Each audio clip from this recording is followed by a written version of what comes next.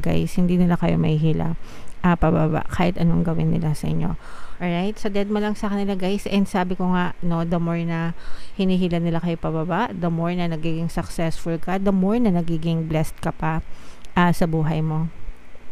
Okay, so ito yung mga positive energy nyo guys, i-mind nyo to sa comment section, no? Mind success, mind blessings, mind pagpapala, mind kasaganaan, yun na lang yung i-focus nyo. Huwag yun lang i-focus ng attention yung mga marites sa buhay nyo. So magpasalamat na lang kayo, magpasalamat kayo kay universe.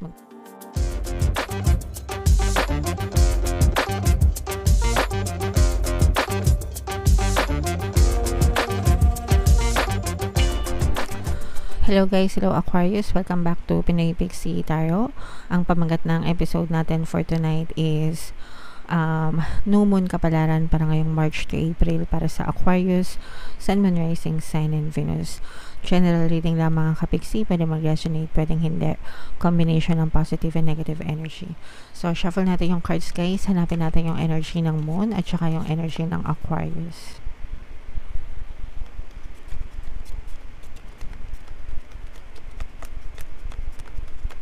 So, ito yung Moon energy, mga kapixie. Ngayon naman, hanapin natin yung energy ng Aquarius. So, Aquarius kayo ay na-represent ng Queen of Swords sa ating spread. Again, guys, combination ng positive and negative energy. General reading lang. Pwede mag-resonate, pwedeng hindi. Yung New Moon, guys, ngayong March ay sa March 10. Tapos, yung next na New Moon naman, mga kapixie, ay sa April 10. April 8 mga kapixie. So March 10 to April 8 itong reading na to guys. Alright, so ito yung positive and negative energy mga kapixie. Meron dito presence ng Earth sign, Capricorn, Taurus, Virgo. Unahin natin yung negative energy mga kapixie kasi for some of you guys medyo nai-stress kayo sa workplace. Ito mga kapixie, sa trabaho, kung meron kayong mga trabaho, kung kayo ay namamasukan mga kapixie. Kasi for some of you, parang nahihirapan kayo makisama sa mga kasamahan nyo sa trabaho. O baka naman sa isang specific na kasamahan nyo sa trabaho. For some of you guys, parang nagiging tampulan kayo ng mga chismisan, mga marites, ganyan. For some of you, parang feeling nyo na out of place kayo sa trabaho mga kapixie, and may tendency kayo na mag-withdraw. Ibig sabihin parang ang tendency nyo is lumayo sa kanila because parang feeling nyo malamig yung pakikitungo nila sa inyo, hindi maganda yung, especially kung newbie. Kung newbie pa lang guys, naintindihan naman natin yan kasi syempre hindi nyo paggamay, diba, yung trabaho, at hindi nyo rin gamay yung mga kasamaan sa trabaho. Pero kung medyo matagal na kayo at ganyan pa rin, no, parang meron talagang issue kayo dun sa inyong workplace na parang malamig yung pakikitungo nila sa inyo, pinagchichismisan kayo, lalo na guys kung parang hindi maganda yung pwede kasing may naiinggit din sa inyo mga kapixie, kaya ganun yung pakikitungo nila sa inyo, and parang medyo nai-stress kayo, ganyan, parang sa gabi naiisip nyo kapag naka-retire na kayo sa mga kama nyo, parang naisip nyo bakit ganito yung mga ugali nila, ang sasama, ganyan. So may mga ganun mga kapixie. Alright, so yun yung labis-labis na pinag-i-stress nyo sa buhay nyo guys. Pero kabaligtaran naman yung sa relationship nyo, actually yun lang yung nakikitang negative natin, pero otherwise yung ibang energy nyo, like yung sa love and relationship nyo, sobrang ganda ng relasyon nyo sa inyong pamilya, close family ties. If meron kayong specific person, maganda din yung inyong connection sa kanila. And sa kabuhayan nyo, kahit na pangit yung nangyayari sa inyo sa workplace nyo, punong-puno naman kayo guys ng mga opportunities pa. Okay? Kaya nga yung iba sa inyo, feeling ko parang binabato kayo. Parang yung iba sa inyo, hinihila kayo pababa ng ibang tao because mataas yung nararating mo sa buhay.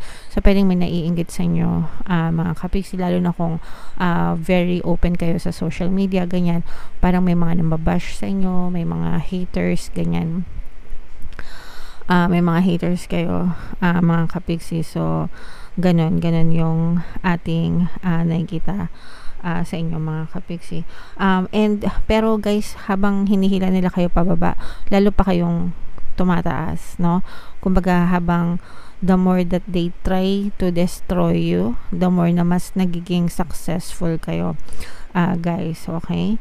So, deadma lang sa kanila mga kapiksi, wag nyo silang pansinin. Yun yung gusto kasi nila, yung mapansin, no? Pag pinansin nyo sila, parang binigay nyo na rin yung gusto nila. So, deadma lang mga kapiksi. Ito guys, punong-puno ng blessings, mga kapiksi, no? Itong nakikita natin dito, matatapos din itong mga, kasi yung iba sa inyo, parang sumasakit yung ulo nyo sa mga chismisan sa inyo ng ibang tao. Pero kapag ito'y dinedma nyo, guys, ayan, no? Deadma. Tingnan nyo yung itsura niya. Pikit lang. 'Di ba? Pikit lang, ibig sabihin deadma lang 'yan.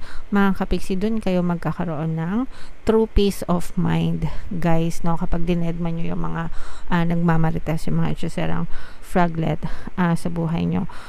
Ayan, no? They can stab you sa likod mga kapiksi, pero hindi nila mananakaw whatever is yours, no? Kumbaga hanggang tira lang sila, pero they cannot, pull you down, guys. Hindi nila kayo mahihila pababa kahit anong gawin nila sa inyo. Alright, so dead mo lang sa kanila, guys. And sabi ko nga, no, the more na hinihila nila kayo pababa, the more na nagiging successful ka, the more na nagiging blessed ka pa sa buhay mo. Okay?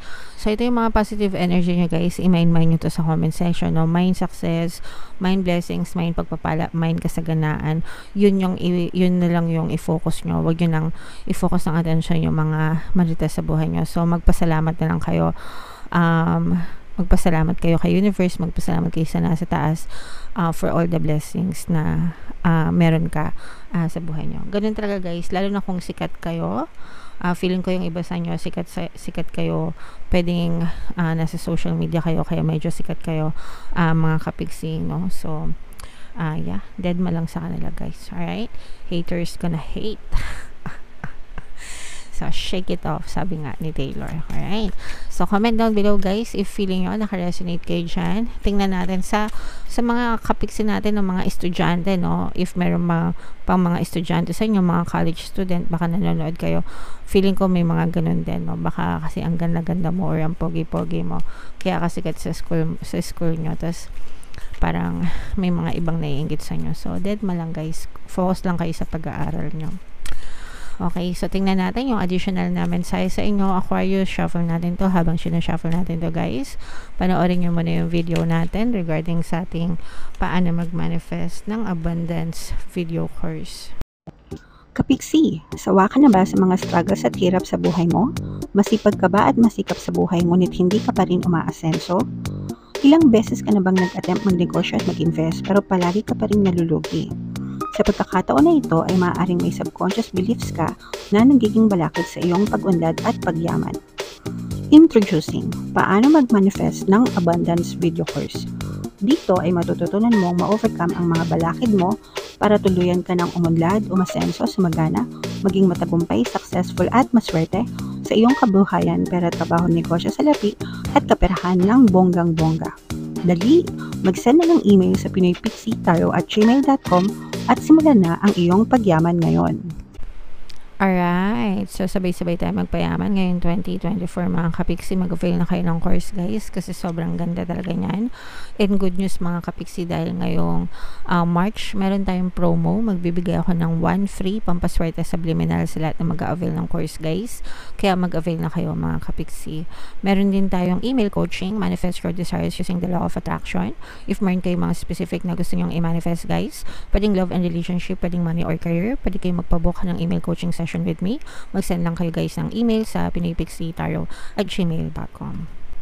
So, ayan, grabe, sobrang a new romantic cycle begins. So, sa mga kapiksi natin na nagmamanifest ng love life, mga kapiksi, no? Pwede kayong maka-experience ng bagong pag-ibig, no? Na kakatok sa inyong puso. Pwedeng new specific person or pwede rin naman na old specific person, pero pwedeng makapag-reconcile, marikindle yung inyong love life, mga kapiksi. Alright? Pero Yeah, so i-mine nyo na to guys sa comment section. Mine, no love life, mine, no SP, ganyan. Kung gusto nyo talaga ng no, or kung gusto nyo naman reconciliation, diba, i-mine nyo, mine reconciliation. Alright? So, attune to the moon guys, reach out to someone and let them know you care. So, kung may mahal kayo, diba, sabihin nyo, diba? Let them know, mga kapigsi, no? Say it out loud sometimes. Sometimes yung iba, although syempre gusto natin yung action, di ba? Sabi nila action speaks louder than words, pero sometimes we need to hear them say it, di ba? And kayo din ganun, kung mahal nyo, edi sabihin nyo, di ba? Go ahead, walang masama, as long as, again, dun lang sa tama, mga kapiksi ko. Alam nyo may jowa na, bakit nyo pa hahabol-habulin? Manahimik kayo. Doon lang para sa inyo, mga kapigsi. Alright? Feel more, think less. Kung anong nasa puso nyo, guys, sundin nyo. Again, basta tama, okay? Marriage or engagement is on the cards for some of you, no? Kung medyo matagal-tagal na kayo ng jowa nyo, guys, pwedeng malapit na kayong magpakasal or magsama nitong person mo. A legal matter will go your way. Kung meron kayong mga legal battles, guys, na pinagdadaanan, okay? Mga kaso-kaso, ganyan. So, mapapasa inyo din yan. Just always affirm, mga kapiksi, na everything is working out in my favor, pabor sa akin ang result. Palagi nyo lang yung sasabihin, guys, and everything will definitely work out for you. Okay? Pay some attention to your appearance, but don't be all about appearances. So, ayusin din natin, no, yung ating itsura. Okay? Kumbaga, hindi mo yon gagawin para sa ibang tao, but you do it to feel good, no, about yourself. Kung okay ka naman nang nakaduster ka, nakapambahay ka, there's nothing wrong with that, mga kapiksi, no. Basta komportable ka, and ang importante is yung feeling, no, yung feeling na ay kahit nakadasta lang ako, wala akong pake, komportable ako at masaya ako na ganito ako, okay? And then there are other people naman na talagang passionista to the max, diba? Kahit nasa bahay lang, kala mo rumarampa, and that's fine as well, mga kapiksi, as long as you feel good and great about yourself. Yun yung importante, yung feeling na maganda yung pakiramdam mo sa sarili mo. Alright? Okay, so yeah. Comment down below, Aquarius, if feeling nyo nakaresonate kayo dito sa mga messages na to, guys, and itong mga success na to, and itong mga blessings na to, guys. I-comment nyo yan, i-mind nyo yan sa comment section para talaga ma-experience nyo siya. Excuse me, sa inyong physical reality. Alright? So, yeah. Ito yung ating mga pampaswerte subliminal, guys. Pakinggan nyo para talaga maging maswerte kayo ngayong 2024. And ito naman yung ating success stories ng paano mag-manifest ng abundance video course. Click here to subscribe, guys. And click here to join our membership program. Thank you for liking, sharing, and subscribing. And see you again next time. I love you all. Have a nice day. Bye-bye.